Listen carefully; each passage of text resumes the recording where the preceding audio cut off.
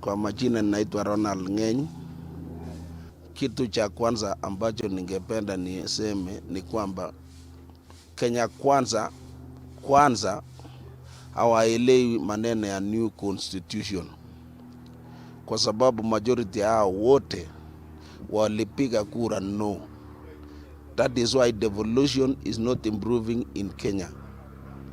Jambo la pili, Kenya kwanza walitueleza wa Kenya ya kwamba yeye mwenyewe akiwa president wa Kenya, RUTO mwenyewe hataomba loan.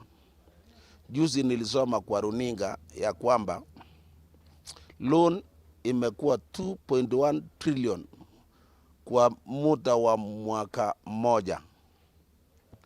Hiyo ni mshangao kubwa, mtu kutembea Kenya mzima akiwadanganya wa Kenya. Kile kitu ambacho ninawajua katika hii maneno ya Kenya kwanza.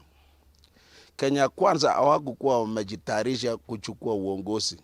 Walikuwa wanajua Raila ndiye atakuwa president. Sasa hawakujitayarisha vilivyo. Na vile vile kweli ninajua Raila alichukua uongozi wa rais Kenya hii. Yeye alinyang'anywa kule Bomas. Na mtu ambaye ninawalaumu kabisa ndani ya roho yangu na haitapotea ndani ya roho yangu ni Bishop wa ACK and Ole Sabit. Kwa sababu katika Biblia inasemekana ukisikia mtu akipiga nduru, usiombe kwanza, uliza ni nini mtu analia. Kwa sababu Ole Kina alipiga nduru sana na Ole Sabit akaja akaomba haraka sana. Kwa hivyo Ole Sabit anatakana kuomba msamaha wa Kenya. Jambo la pili, hii maneno ya rais kuzunguka Kenya mzima. Leo ako Western, kesho ako Rift Valley, the following day ako Central, the following day ako Mombasa. Alafu siku za kuenda nje kila siku. Ninafananisha na mtu ambaye anakamua maziwa. Mtu ambaye anakamua maziwa na kile kitu cha kukamulia maziwa imetoboka chini. Hiyo kitu ya kukamulia maziwa haitacha. Hata ng'ombe ngapi ikamuliwe haitacha, kwa sababu maziwa inapita. Kwa hivyo pesa ya Wakenya inapita, inapotea bila kujulikana pali inapoenda. Natakana kutueleza hiyo 2.1 trillion ameomba loan ni nini, anayaweka wapi? Hii katiba ya Kenya ilisemekana ya kwamba devolution, kila county ni independent. Na kazi ya rais ni kukaa State House, apate report. Rais mwenyewe anatakana kupata report kutoka kwa county commissioners. Anatakana kupata report kutoka kwa ministers. Lakini yeye mwenyewe ni kila kitu. Kwa hivyo mimi nasema ya kwamba hii yote proposal yote inaundwa na serikali ya Kenya kwanza ni kama kunyamba kwa bunda. Amesema juu ya levy ya ujenzi wa manyumba.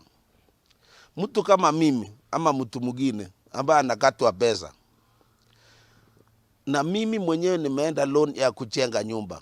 Sasa ninajengewa nyumba na ninajenga yangu. Hiyo pesa naelekea wapi? Saidi ni civil servants wamesema wamefanya kitu ya kuongea na raia, public participation. Hiyo public participation si yeye mwenyewe angeitiza all civil servants aongeleze. Jambo la tatu, mimi ningependa niseme ya kwamba mimi mwenyewe nikiwa nimetoa pesa na baadaye kwa bahati mbaya mimi ama mtu mwingine akufe, nani atacomplain juu ya hiyo pesa? Si hiyo pesa imeenda, ama mimi ni retire, nitakuwa nikiwafuatilia. That is why nimesema Kenya kwanza ni kama punda ambaye nabeba mizigo na nyamba. Jambo la mwisho ningependa niongee ya hii malipo ya pesa ya e-citizen. Juzi nilisoma tena kwa runinga ya kwamba Kenya imepoteza pesa, ilipoteza siku moja pesa 5.6 billion. Na ninawajua kitu ambacho inaundwa na binadamu inaharibiwa na binadamu. E-citizen is controlled by somebody. Sio ni kama mimi napiga simu. Nikitaka kutune simu yangu, iimbe simu ngine. Iime wimbo ngine. Itaimba. Mimi mwenyewe nimekuwa mwenyekiti wa halmashauri ya shule ya wazazi, Tengeja Boys, for 8 years. Ninawaelewa sana kuhusu malipo ya karo la shule. Karo la shule inalipwa mara mbili. Ni either ulipe cash, ama kwa check, ama ulete vitu ambazo shule inaweza tumia. Kwa sababu wazazi wengi hawana pesa cash. Kitu ile wako nayo, wako na maziwa, wako na mboga, wako na vitu vingi nyumbani. Huwa wanapeleka shule, wanasema mtoto wangu aendelee kusoma nikileta mboga. Lakini sasa ikisimamishwa, e-citizen itafanya nini na maneno ya mboga? Kwa hivyo, hiyo kitu ambacho imeundwa, ningependa raia wakatae. Na uongozi yeyote ambao unatumia nguvu, wachue siku moja hawatakuwa uongozini. Wafunje sheria, baada ya uongozi yao wanafuatwa na sheria. Inatakana mtu yote ambaye anafanya kazi pale popote achue siku moja atakuwa kwa uongozi. Kwa hivyo Ruto akisema anatumia nguvu, hiyo nguvu yake baadaye itaisha. Moi mwenyewe alikuwa kitukanyaga vibaya sana. Si mwisho alitoka. Na hii kitu ya kusema kana ya kwamba unaanza kusumbua watu, eti hii ni lazima. Mwisho kabisa. Ningependa niongee juu ya corruption. Chana niliona Ruto alireappoint Rotich, yule alikuwa CS wa finance. Hiyo ni kumaanisha ya kwamba chochote ambacho unafanya utakuwa ukifanya bila kujua sheria. Kwa sababu Rotich sasa amerudishwa. Hii corruption imesidi Kenya hii.